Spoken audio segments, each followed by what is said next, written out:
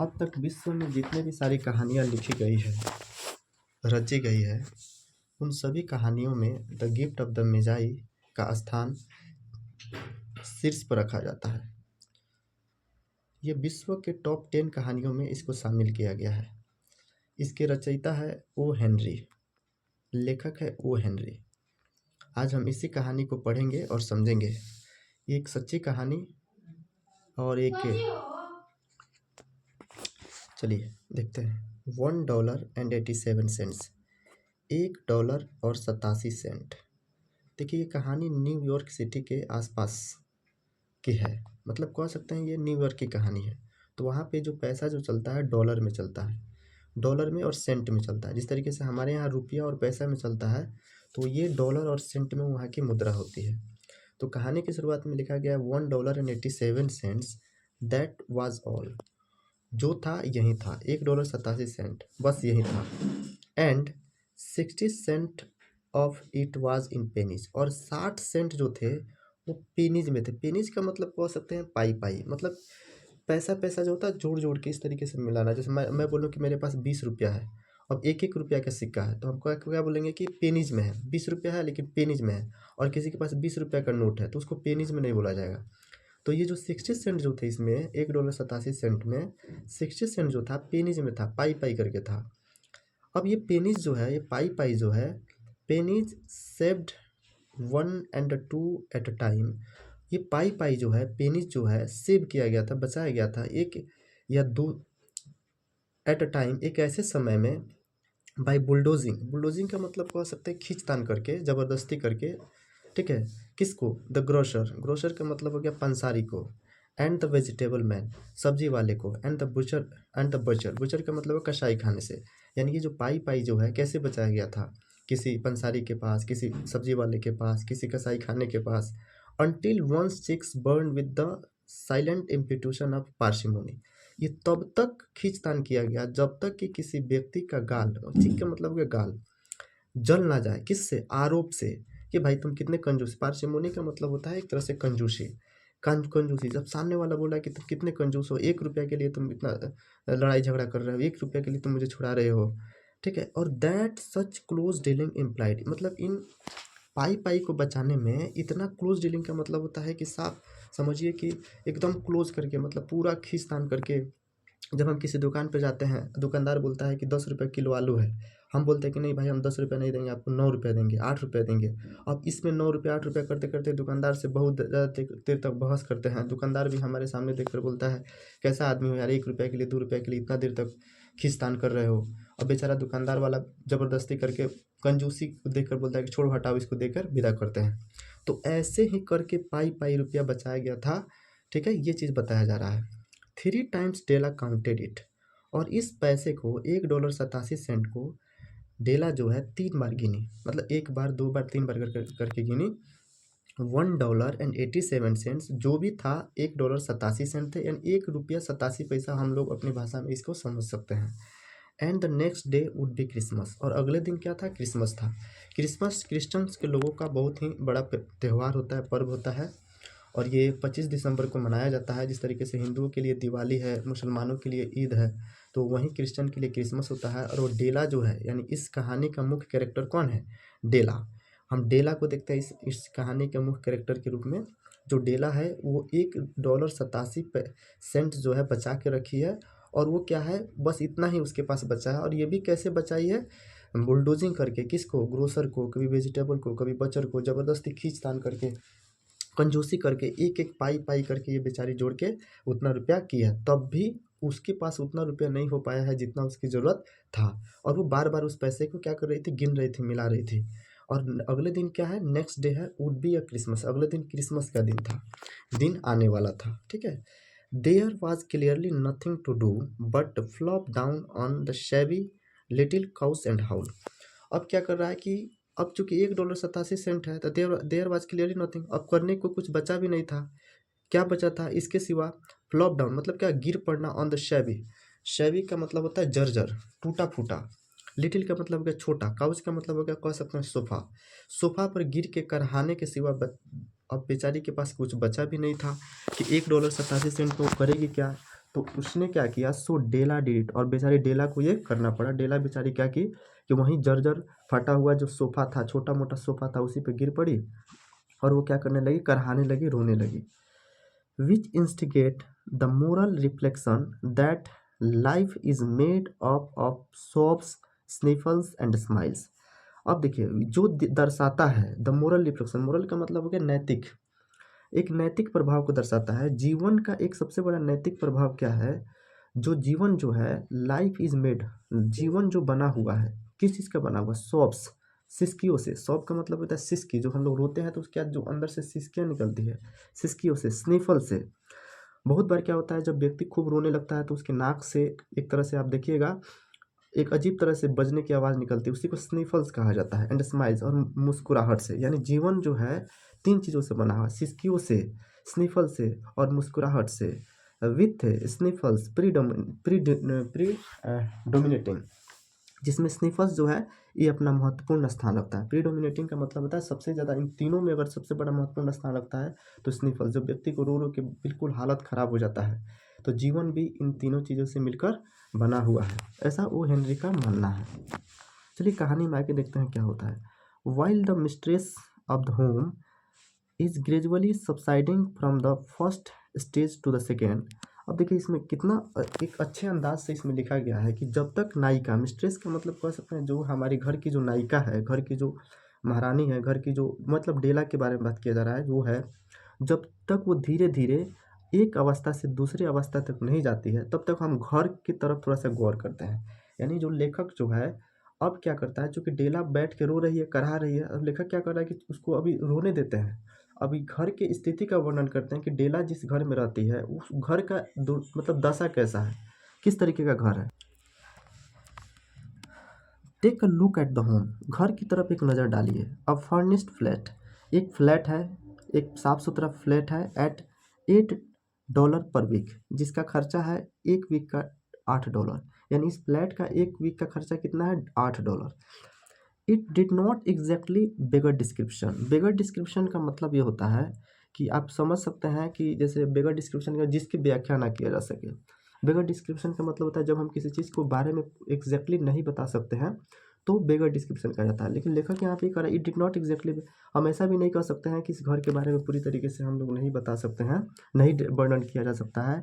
But it certainly, लेकिन निश्चित तौर पे, had that word on the look out for the mendicancy squad. Mendicancy squad का मतलब क्या होता है, देखिए मेंडिकेंसी स्क्वाड का मतलब ये होता है कि जब देखिए स्क्वाड का मतलब होता है एक तरह से कह सकते हैं दस्ता, दस्ता। अब मेंडिकेंसी का मतलब हो गया भिक्षुक, भिखारी।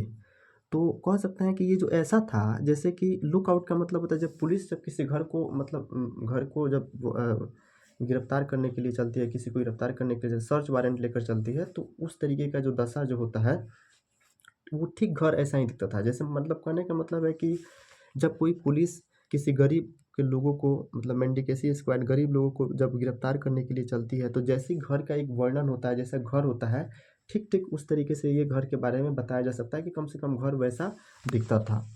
इन the vestibule below was a letter box, कह रहा है कि वहाँ पे एक इस तरीके से ये इस तरीके से कुछ आकृति, जो वेस्टिब्यूल का मतलब होता है अर्धमंडप कह सकते हैं, मंडप जैसा कोई कोई मंडप जैसा कोई आकृति है, मंडप जैसा कोई वस्तु है जो रखा हुआ है, ठीक है। बिलो वाज, इसी के नीचे एक लेटर बॉक्स रखा हुआ था, इनटू विच, जिसमें नो लेटर वुड गो, जिसमें कोई लेटर आता नहीं था। मतलब लेटर बॉक्स ऐसा है कि मतलब कह सकते हैं वो किसी काम का ही नहीं था।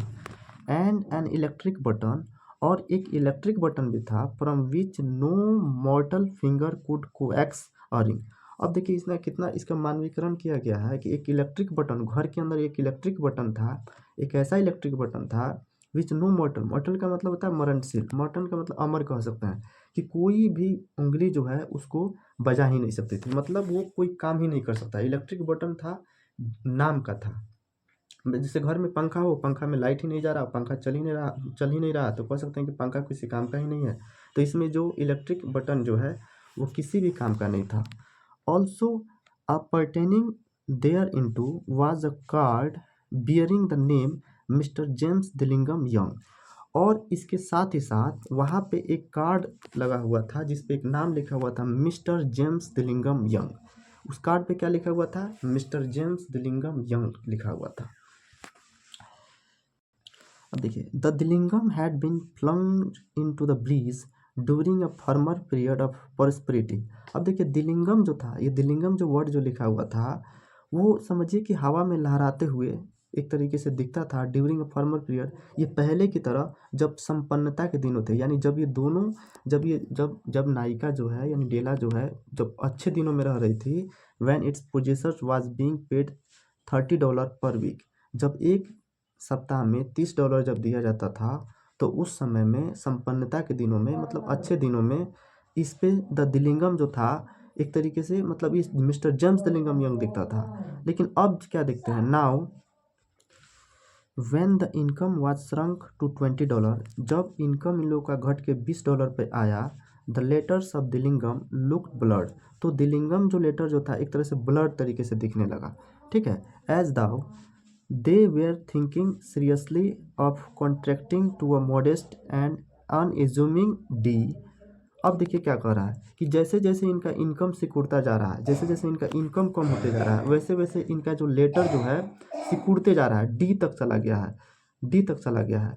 But whenever mister James Dillingham Young came home, लेकिन जब मिस्टर जेम्स दिलिंगम यंग जब घर पे आते थे, एंड रीच्ड हिज फ्लैट, और जब अपने फ्लैट में प्रवेश करते थे, अबव ही वाज कॉल्ड, उनको पुकारा जाता था जिम, जिम के नाम से। यानी gym, mister James Dillingham young को जब घर पे जाते थे तो उनको किस नाम से पुकारा जाता था? जिम के नाम से। एंड ग्रेटली हग्ड बाई, और उनको बहुत ही पूर्णता के साथ, हग मतलब गले लगाया जाता था, गले में भरा जाता था, by Mrs James Dillingham young के द्वारा। मिसेस जेम्स यानी मिसेस जेम्स दिलिंगम की जो मिसेज है उनके द्वारा उनको गले लगाया जाता था। Already introduce to you as Della, आपको ऑलरेडी डेला के रूप में आपको इंट्रोड्यूस किया जा चुका है। Which is all very good, जो कि बहुत ही बढ़िया था। अब देखिए, इस कहानी को यहाँ पैराग्राफ को समझना बहुत ज़रूरी है। इसका मतलब क्या हुआ? मतलब इसका मतलब ये हुआ कि एक मकान है जिसमें जिसमें रह रहा है कौन कौन? एक रह रही है जिम, जिम, जिम, और दूसरा रह रहा है कौन? उसका नाम क्या है? जिम है, और दूसरा क्या है? मिस डेला। जिम और डेला, जिम और डेला जब दोनों रहते थे, जब इनका दिन जब अच्छा चल रहा था, तो होता क्या था कि इनका जब एक वीक का खर्चा $30 था, तो इन लोग का घर में बहुत ही अच्छा से चल रहा था, कोई दिक्कत नहीं था। इनके जो मिस्टर जेम्स दिलिंगम यंग जो था, नाम भी बहुत अच्छा तरीके से लिखा हुआ था। लेकिन जैसे जैसे इनका इनकम कम होते गया, इनकम कम होते गया, उसी तरीके से इनका अक्षर भी सिकुड़ता गया, अक्षर भी सिकुड़ता गया। जब अक्षर सिकुड़ता गया तो इनके खर्चा भी कम होता गया। लेकिन इनके बीच का जो प्रेम है, इनके बीच का जो प्रेम है वो कभी कम नहीं हुआ। जब भी ये इसमें हीरो का जो भी हीरो जब अंदर आते हैं, मिस्टर जेम्स दिलिंगम जब आते हैं अंदर, तो उनको जिम बुलाया जाता है। कौन जिम बुलाता है? ये डेला बुलाती है, और डेला दौड़ के जाके इनको क्या करती है? हग करती है। और इस तरीके से हमारे नायक और नायिका की कहानी चलती है। डेला फिनिश्ड हर क्राई, डेला ने अपना रुदन समाप्त किया। फिनिश्ड का मतलब होता है डेला रो रही थी और उसने रोना समाप्त किया। And attended to her cheeks with the powder rag, और उसने अपने गालों को जो मतलब जो उस बिगड़ चुका था, अटेंडेंट टू हर चीक्स मतलब अपने गालों को उसने क्या किया? ठीक किया। पाउडर रैग, पाउडर का मतलब होता है एक तरह से कह सकते हैं पाउडर को लगा के उसको ठीक किया। सी स्टूड बाय द विंडो, और वो खिड़की के सहारे खड़ी हुई। एंड लुक्ड आउट, और बाहर की तरफ देखी। एंड आउट डली, डली का मतलब सुस्ती पूर्वक से कह सकते हैं। डेला का वैसे भी मिजाज ठीक ठाक नहीं था। At a grey cat walking a grey fence in a grey backward, और बिल्कुल सुस्ती तरीके से क्या देख रही है? एक बिल्ली को, एक भूरी बिल्ली को, वॉकिंग अ ग्रे फेंस, जो कि एक भूरी फेंस, यानी फेंस का मतलब बाड़ा की तरफ जा रही है। एक ग्रे बैकवर्ड, एक जो बैकवर्ड का मतलब पीछे की तरफ जा रही है। ग्रे का मतलब है भूरे, मतलब कहने का मतलब इसके सुस्ती इतना ज़्यादा था कि उसको हर चीज़ भूरा ही भूरा नजर आ रहा था। इतना दुख थी, इतना बेचैन थी, इतना कष्ट में थी। कौन? Della. Tomorrow would be Christmas day, कल तो क्रिसमस का दिन है। एंड सी हैड ओनली $1.87, और उसके पास सिर्फ $1.87 है। विथ विच टू बाई, जिससे उसको खरीदना था। और उसको क्या खरीदना था? जिम अ प्रेजेंट, जिसको उसको क्या खरीदना था? एक प्रेजेंट, उपहार खरीदना था जिम के लिए। ठीक है, डेला को उपहार खरीदना था जिम के लिए। अब आपको कहानी समझ में आ गया होगा कि वो $1.87 को लेकर क्यों परेशान थी। बस उसके पास इतना ही पैसा था, किसके पास, डेला के पास। और इसी डेला को जिम के लिए एक गिफ्ट खरीदना था और कल क्या था, क्रिसमस था। तो उसको लेकर परेशान थे कि मैं उसके लिए इतने कम पैसे में मैं कैसे कोई उपहार खरीद पाऊंगी। She had been saving very every penny she could for months. वो मतलब महीनों से जितना रुपया बचा सकती थी, पेनी मतलब पैसा पैसा बचा सकती थी, उतना तो बचाते आई थी। विथ दिस रिजल्ट, और उसका ये परिणाम हुआ। उसका परिणाम क्या हुआ कि उसके पास $1.87 है। $20 a week does not go far. और ये कि कह रहा है कि एक सप्ताह में $20 कितना दिन चलेंगे, मतलब 7 दिन का $20 आखिर कितना चलता ही है, ज़्यादा दिन तो थोड़े चलता है। $20 का आखिर विषाद ही क्या है। Expenses had been greater than she had calculated. Expense का मतलब होता है खर्च। खर्च हमेशा से ज़्यादा ही रहा था जितना कि उसने उम्मीद लगाई थी। मतलब उसके उम्मीद से ज़्यादा तो खर्च ही हो जाता था। चाहे लाख बचाने की प्रयत्न क्यों ना करे, लाख उसको बचा सेविंग करने की कोशिश क्यों ना करे, लेकिन फिर भी ज़्यादा खर्चा हो जाता था। दे ऑलवेज आर, जैसे कि हमेशा होता था। Only $1.87 to buy a present for a Jim. और जिम के लिए उपहार खरीदने के लिए, मात्र $1.87। हर जिम, उसका Jim. Many a happy hour she, ना जाने कितने खुशियों के दिन वो देखी थी। Had spend planning for something nice for him, और हमेशा से वो बेचारी योजना बनाते आई थी कि मैं जिम के लिए कुछ अच्छा करूँगी। नाइस फॉर हिम का मतलब होता है उसके लिए मैं कुछ अच्छा खरीदूँगी, अच्छा करूँगी। समथिंग फाइन, कुछ ऐसा अच्छा।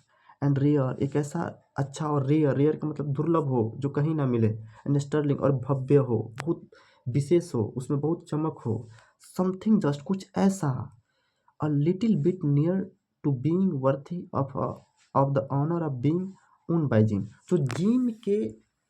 जो जिम के योग्य हो, मतलब कुछ ऐसा चीज़ का प्लान करते आई थी जो जिम के मालकियत के योग्य है। मतलब मैं उसको एक ऐसा उपहार दूं जो उसके कम से कम उसके बराबरी ना करे, कम से कम उसके बराबरी ना करो तो कम से कम उसके आसपास तो हो, कम से कम उसके बराबर तो हो। मैं कुछ उसके लिए ऐसा प्लान करूं। There was a pier glass between the windows of the room. There was a pier glass between the windows of the room। देखिए, अब इस चीज़ को समझना पड़ेगा कि यहाँ पे क्या कहने का मतलब है। यहाँ पे कहने का मतलब ये है कि एक सेकंड, मुझे इसको साफ करना पड़ेगा आपको समझाने के लिए। देखिए, यहाँ पे लिखा हुआ है there was a pier glass. Pier glass का मतलब होता है पतला पतला जो ग्लास जो होता है, इस तरीके से पतला पतला ग्लास, पियर ग्लास इसको बोला जाता है। पतला पतला ग्लास था बिटवीन द विंडोज।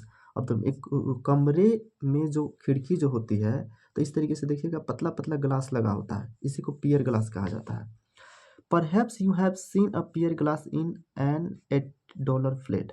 शायद आपने $8 के फ्लेट में ऐसा पियर ग्लास देखा होगा, चाहे आपने जंगला में भी देखा होगा। छोटा छोटा पतला पतला स्ट्रिप जैसा शीशा लगा होता है, बहुत पतला पतला शीशा होता है, ठीक। और इसी पतला पतला शीशा के बारे में ये लेखक बताने की कोशिश कर रहे हैं। और आगे क्या लिखते हैं, a very thin and very agile person में, यानी एक बहुत ही पतला और बहुत ही चालाक व्यक्ति। इस तरीके से जो शीशा में, जो विंडो में जो शीशा लगा रहता है, तो बहुत ही पतला और बहुत ही चपलतापूर्वक, जो बहुत ही चालाक हो, वही व्यक्ति by observing his reflection in a rapid sequence, वही व्यक्ति अपना चेहरा इसमें पूरी तरीके से देख सकता है। पतला व्यक्ति ही ना अपना पूरी तरीके से अपना जो वेशभूषा रहेगा वो इसमें आके क्या हो सकता है, इस तरीके से वो समा सकता है। तो उसको भी देखने के लिए बहुत ही ज़्यादा मतलब आपको बारीकी नज़र चाहिए।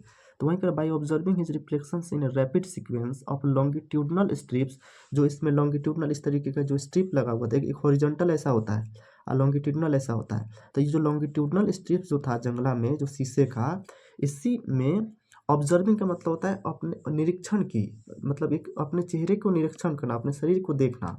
Obtain a fairly accurate conception of his looks, तो वही व्यक्ति अपने चेहरे को उसमें देख सकता है जो बहुत पतला हो, बहुत चपल हो, बहुत चालाक हो, बहुत फुर्ती वाला हो। वही व्यक्ति इस शीशे में अपने पूरी चेहरे को, अपना पूरा शरीर को देख सकता है। डेला डेला इसमें लिखा है डेला बीइंग सिलेंडर। डेला बहुत ही ज़्यादा, जो कि पतली थी, बहुत ही ज़्यादा पतली थी, मोटी नहीं थी। हैड मास्टर द आर्ट, और इसमें उसको कला था, उसमें वो निपुण थी। वो इस चीज़ में निपुण थी कि वो अपने चेहरे को, अपने पूरे शरीर को इस तरीके से स्ट्रिप्स में, पतले पतले जो ग्लास का जो स्ट्रिप्स होता है, वो अपने चेहरे को देख पाए। Suddenly she whirled from the window and stood before the glass. अचानक से वो खड़ा हुई, घूमी घूमी फ्रॉम द विंडो और खिड़की की तरफ, एंड स्टूड बिफोर, और उसके सामने, इस ग्लास के सामने बेचारी खड़ी हो गई। उसी पतले ग्लास के सामने, जो जो जंगला में जो ग्लास इस तरीके से लगा रहता, उसके सामने खड़ी हो गई। और उसका अक्स, जो उसका चेहरा, जो उसका जो बॉडी जो था, उसी चेहरा, वही चेहरा उसको क्या होने लगा, नजर आने लगा। Her eyes were shining brilliantly, उसकी आंखें चमक पड़ी, एकदम खुशी के मारे अचानक से उसकी आंखें चमक पड़ी। But her face had lost its colour, लेकिन उसके चेहरे का जो रंग था वो उड़ चुका था। विदिन 20 सेकेंड, 20 सेकेंड के अंदर, rapidly she pull down her hair, 20 second के अंदर ही उसने शीघ्रता से, रैपिडली का मतलब जल्दी जल्दी, सी पुल डाउन हर हेयर, उसने अपने बालों को खींच के नीचे लहराने दिया। And let it fall to its full length, और उसको अपने पूरे लंबाई तक अपने बालों को क्या की, उसी उसी चेहरा में, यानी जो शीशा में उसका जो चेहरा नज़र आ रहा था, उसने अपने बालों को खोल के पूरे ज़मीन पर जितना उसको मतलब नीचे जा सकता था, पूरे खोल के उसको नीचे तक जाने दी। Now there were two positions of the James Dillingham Youngs। अब देखिए यहाँ पे एक चीज़ बताया जा रहा है कि ये जेम्स दिलिंगम यंग्स के पास दो पोजीशन था। पोजीशन के बाद इन दोनों के पास दो चीज़ की मालकियत थी, दो चीज़ें थी उनके पास। जैसे मेरे पास हम बोलेंगे कि मेरे पास टू पोजीशंस है, मेरे पास कार है, मेरे पास बंगला है, तो इनके पास भी, जेम्स दिलिंगम यंग्स के पास भी, इनके पास दो मालकियत थी। जेम्स दिलिंगम यंग्स में किसकी बात किया जा रहा है, एक जिम के पास और एक डेला के पास। इन विच दे बोथ टूक अ माइटी प्राइड, और इन दोनों को इस चीज़ पर, उस मालकियत पे गर्व था, मतलब कह सकते हैं प्राइड था। जैसे एग्जांपल में, अगर आप फिल्म देखे होइएगा, अगर आप 3 इडियट्स मूवी देखे होइएगा, तो उसमें जो हीरोइन जो होती है करीना कपूर, तो उसके हाथ में एक घड़ी बना रहता है, एक घड़ी बांधी रहती है। वो घड़ी बहुत पुराना होता है, जो उसके माँ के द्वारा दिया गया रहता है। तो उस घड़ी पर वो अपना एक पोजीशन कह सकते हैं, उसकी एक मालकियत थी, एक प्राइड, वो एक प्राइड फील करना। तो उसी तरीके से इनके पास मतलब ये दो चीज़ की मालकियत थी जिन पर वे दोनों बहुत ही गर्व महसूस करते थे। One was Jim's gold watch, एक जो था जिम के पास गोल्ड वॉच, ये सोने की घड़ी थी। That had been his father's and his grandfather's, जो कि वो घड़ी जो थी उसके पिता की थी, और उसके पिता को उस घड़ी को किसने दिया था, उसके दादा ने। यानी वो कह सकते हैं एक खानदानी घड़ी थी। उस घड़ी को, यानी जो मतलब ये जिम जो है, जिम जिम को घड़ी किससे मिली है, उसके पिता से, उसके फादर से। और उसके पिता को ये घड़ी किसने दिया था, उसके ग्रैंडफादर ने दिया था। तो कह सकते हैं कि घड़ी का कितना अहमियत होगा। द अदर वाज, दूसरा जो था, डेलाज हेयर, डेला के बाल। वहीं जो अभी हम लोग कहानी में पढ़ रहे थे कि डेला ने जो अपना पतला, जो मतलब स्ट्रिप्स में उसने अपने चेहरा को देखी थी, तो उसने अपने बालों को खोल के ज़मीन पे लहराने दिया था। तो उसके पास क्या चीज़ की मालकियत थी, उसके बाल। उसके बाल बहुत सुनहरे थे, बहुत सुंदर थे। तो डेला के पास उसका बाल था, और जिम के पास उसकी क्या थी, घड़ी थी, सोने की घड़ी थी, जिसको उसके विरासत में उसके पिता से मिली थी, और उसके पिता को उसके दादा से विरासत में मिली थी। Had the Queen of Sheba lived in the flat across the air shaft। अब देखिए कुछ कह रहा है कि शेबा की कहानी बता रहा है। देखिए एक सुलेमान और शेबा की कहानी आती है, मतलब सुलेमान और शेबा की अगर आप कहानी थोड़ा सा पढ़े होइएगा तो आपको पता होगा कि सुलेमान जो था, शेबा जो थी, शेबा की जो रानी जो थी, बहुत ही ज़्यादा समझिए कि सुंदर थी, और सुलेमान भी बहुत बुद्धिमान था। तो शेबा ने क्या किया था, शेबा की जो रानी थी, उसको कुछ सवालों का मतलब सोलोमन को बुलाकर जवाब दी थी। तो कह सकते हैं कि ये बहुत ही ज़्यादा महत्वपूर्ण कहानी था उस समय में।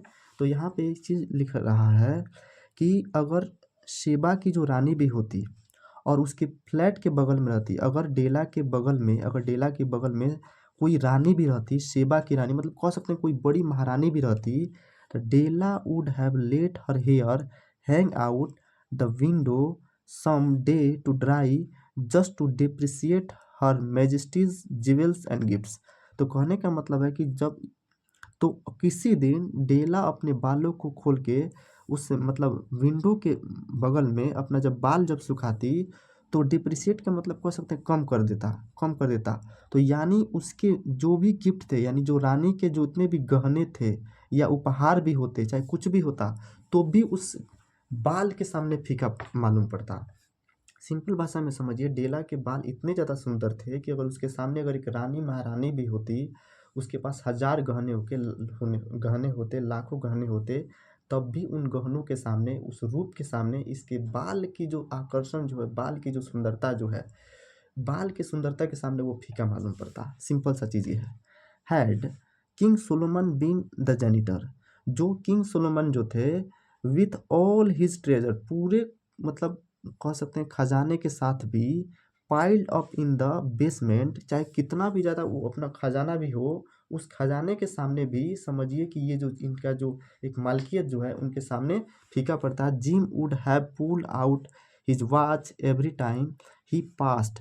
अगर सुलेमान के पास उतना, अगर मान लीजिए कोई राजा है, उसके सामने लाखों करोड़ों की संपत्ति है, धन है, और वो जो जिम के हाथ में जो घड़ी जो है, और वो उस रास्ते से गुजरता, तो घड़ी जब वो सामने निकाल के जब देखता, तो समझिए कि just to see him pluck at his beard from envy, तो वो जो सुलेमान जो है तब उस घड़ी को देखकर बेचारा ईर्ष्या पूर्वक उसको देखता। मतलब उस घड़ी की महत्व इतना ज़्यादा है कि सुलेमान के पास उतना धन दौलत भी है, वो घड़ी के सामने समझिए फीका है।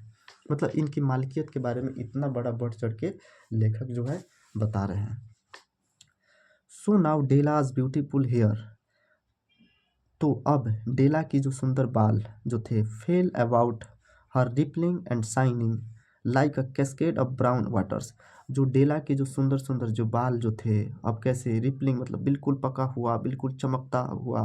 कैस्केड का मतलब कह सकते हैं, कैस्केड का मतलब होता है जो एक वाटरफॉल होता है, एक वाटरफॉल जिसे झरना बोलते हैं, एक समझिए सुनहरे पानी की झरना के समान एकदम चमक रही थी, एकदम भबक रही थी। किसके बाल? डेला के बाल। इट रीच्ड बिलो हर नी, और ये जो बाल जो था उसके घुटने तक पहुंचते थे। And made itself almost a garment of for her, और ये जो बाल जो थे उसको एकदम उसके लिए गहने के समान थे, उसकी बाल की सुंदरता इतनी ज़्यादा थी। And then she did it up again, और उसने क्या किया, फिर से डिड इट अप मतलब फिर से उसको बाल को समेटा, उसको ऊपर की अगेन नर्वसली, बिल्कुल नर्वस तरीके से, एंड क्विकली और बहुत जल्दी जल्दी। Once she faltered for a minute and stood, और वो एक समय के लिए चौंकी, थोड़ा शांत रही और फिर खड़ी हुई। Still while a tear or two placed on the worn red carpet, तब तक उसकी आंखों से एक या दो बूंद क्या हुआ, उस लाल कारपेट पे क्या हुआ, मतलब वॉर्न मतलब फटा चिता जो लाल कारपेट जो था उस पर क्या हुआ, छलक पड़ा। On went her brown jacket, on went her old brown jacket, on went her old brown hat with a whirl of skirts and with brilliant sparkle still in her eyes, she fluttered out the door and down the stairs up to the street। देखिए कहने का मतलब है कि अचानक से क्या हुई, अनवेंट हर ओल्ड ब्राउन जैकेट, वो ब्राउन जैकेट पहनी, अनवेंट हर ओल्ड ब्राउन हैट, अपने टोपी को पहनी, ब्राउन टोपी को पहनी, विथ वर्ल ऑफ स्कर्ट, अपने स्कर्ट्स को पहनी, with brilliant sparkle still in her eyes, अब उसकी आंखों में एक अजीब तरीके से खूब ही सुनहरा चमक थी। She fluttered out the door, और वो शीघ्रता से दरवाजे से बाहर निकली, down the street stairs to the street, और वो गली के अंदर जो सीढ़ी जो था उससे निकलते हुए जल्दी जल्दी वो क्या हुई, डेला बाहर निकली।